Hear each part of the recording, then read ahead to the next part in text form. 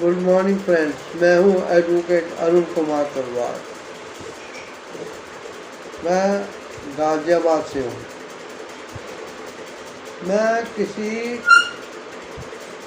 Case के लिए एक बहुत बड़े हॉस्पिटल जो कि सुपर स्पेशलिस्ट है और आए दिन फीसें पट्टी करने तक के एक पट्टी करने के 300 रुपये फीस लेते हैं, वहाँ के एक डॉक्टर के पास मैं बैठा था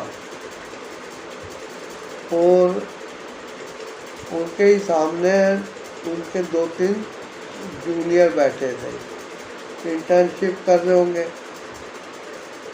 तो मैं किसी केस के सिलसिले में उनसे मिला था, तो मैं हैरान रह गया। वो डॉक्टर मेरे विश का जवाब देके और मुझे कुर्सी पे बैठने का इशारा करके अपने सामने बैठे एक जूनियर डॉक्टर को बोले, हाँ प्लीज़ नोट डाउन। और उन्होंने कुछ चीज़ें लिखानी शुरू कर दी। अब वो पूरी चीज़ें तो मैं आपको इसमें बताना नहीं चाहूँगा, क्योंकि ये सब सिक्योरिटी मैटर है। और इशू ये नहीं है कि डॉक्टर किस सब्जेक्ट पे और क्या ओपिनियन दे रहा था या क्या था, लेकिन 2-3 पैरा लिखाने के बाद उसने लिखा दिया कि the family members of the patients shall be responsible if any untoward incident results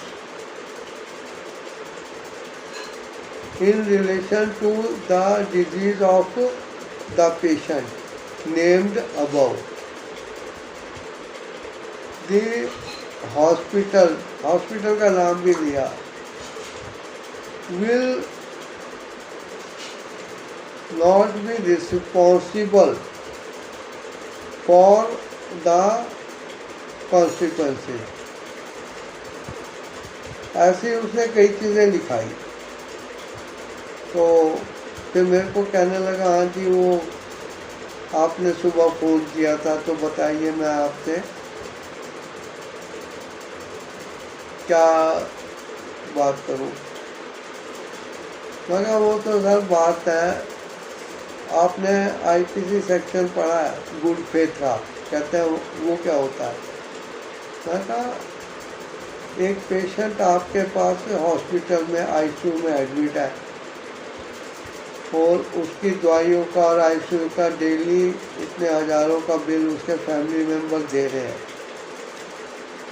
तो एनी अनटूवर्ड इंसिडेंट जो होगा वो हॉस्पिटल के द्वारा होगा, फैमिली मेम्बर्स के द्वारा नहीं होगा।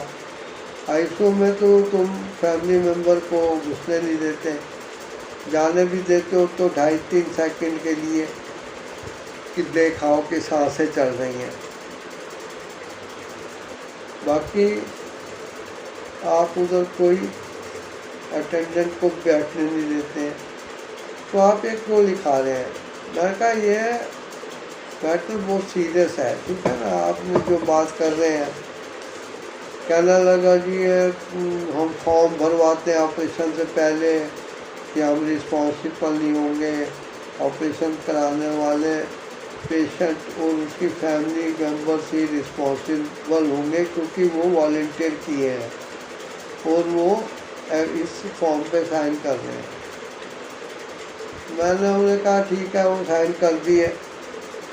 तो गुड फेथ में वो आपके पास आए हैं कि आप उनके पेशेंट का ठीक इलाज करेंगे और उसकी तकलीफ़ को दूर करेंगे। मैंने कहा आप ये बताइए कि आपकी जो एलोपैथी दवाइयाँ आपकी पूरी, अब जितनी आपने MBBS वाला जो किया कोर्स वाला की है, उतने पूरे आपके जो साल गुजरे हैं, आपने किसी एक पेशेंट को देखा है कि वो हड्डियों के दर्द से या तकलीफ़ों से छुटकारा पा गया हो, डायबिटीज़ से छुटकारा पा गया हो, ब्लड प्रेशर से, हार्ट की, दिमाग की, सारी बीमारियों से। आप बताइए।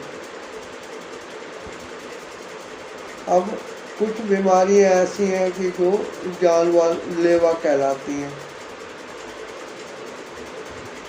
आपको पता होता है कि आपके पास उसका इलाज नहीं है, फिर भी आप हजारों लाखों का डेली बिल बना देते हैं। इतने महंगे महंगे इलाज हैं, आपकी फीस इतनी है। आप जनरल वार्ड में पेशेंट को देखने जाते हैं तो 10 रुपये लेते हैं, और यही कोई कमरा बुक होता है तो 1000 लेते हैं। और कमरों के भी कई किस्म की क्वालिटी है फैसिलिटीज पे। तो आप पेशेंट की जेब देख के जेब काटते हैं क्या? कहता sir, being an advocate you should not talk like this with me. मैं कहा हुआ जो? कहते आई एम डॉक्टर।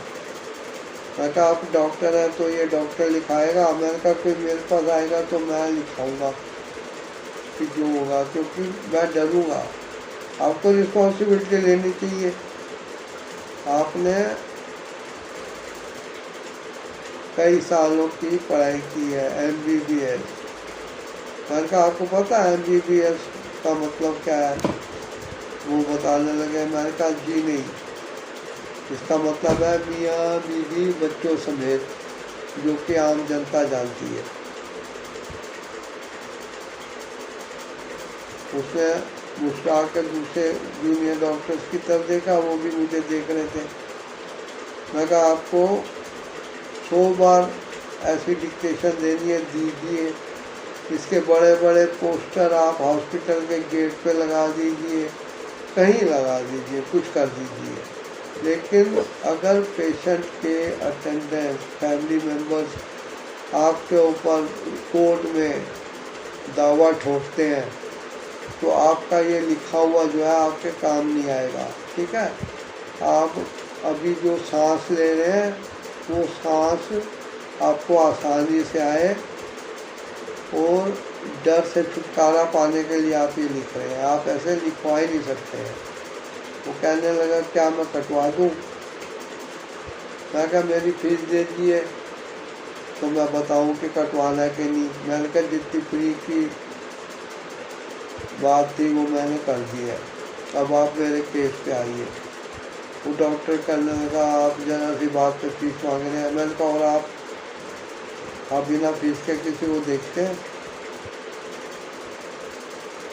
तो ये बात थी जो आज मैं बताना चाहता था। आप ये जो चैनल है आर्ट ऑफ हेल्थ, इसको 01 इसको सब्सक्राइब कर दीजिए, वीडियो लाइक शेयर कमेंट करिए, और बताइए कि आपके साथ कभी ऐसा हुआ है कि आपको डॉक्टर ने जिम्मेदारियां आप पे थोप दी हो।